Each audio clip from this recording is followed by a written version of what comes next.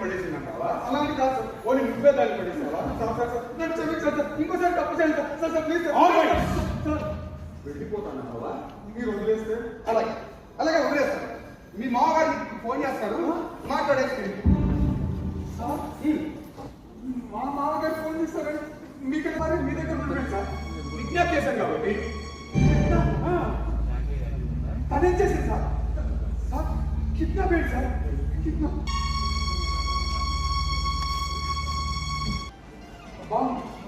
నీకు వేరే time late అవుతుందా? అందుకని నీకు చాలా లేట్ అవుతుంది.